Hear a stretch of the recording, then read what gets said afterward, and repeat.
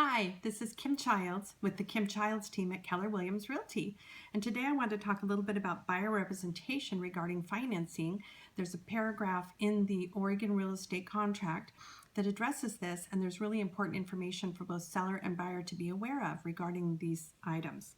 If a loan is needed by the buyer, formal application is to be made timely, which is pretty much right away once the agreement is agreed to. And that is because if the buyer needs a loan to purchase the property, they need to get started getting that.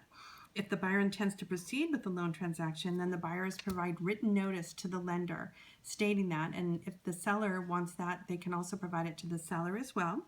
And buyers to make a good faith effort to order the lender's appraisal right after the inspection contingency ends. And again, that is because if the buyer needs the loan to purchase the property, we need to get that phase of the loan started and get that appraiser out there and get that going. The buyer agrees to have that they actually have funds available for both the earnest money and also for the down payment. And if they don't, if the funds that they need for those items are contingent or coming from some other source, they need to disclose that in the residential real estate agreement so the seller knows that.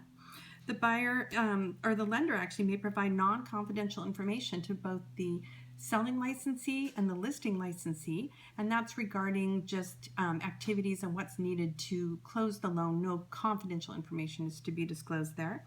And the buyer is to promptly notify the seller in writing if they substitute another lender for any reason. Sometimes they'll get started with one lender and realize somebody else has a much better rate, for example, and if they do make a substitution, they're to notify in writing that they did that.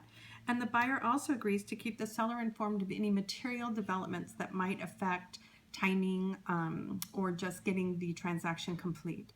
Again, these are not totally 100% comprehensive, but important information for both seller and buyer to realize regarding the standard Oregon real estate transaction.